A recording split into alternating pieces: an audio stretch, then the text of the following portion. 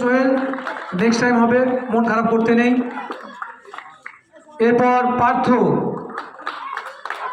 হাততালি পার্থর জন্য একবার, খুব ভালো খেলা হয়েছে আমরা দেখতে পেরেছি। এবার মলয়,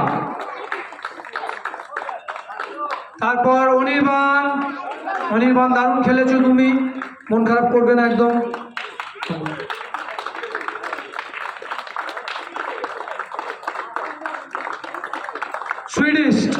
সুইডিশও খুব ভালো খেলেছো।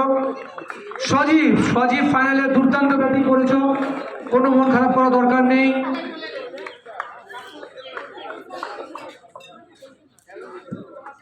প্রকাশ, এরপর মমিনুল, সুশান্ত, এরপর আমাদের বাসার দারুণ বোলিং করেছো। এরপর সায়ন,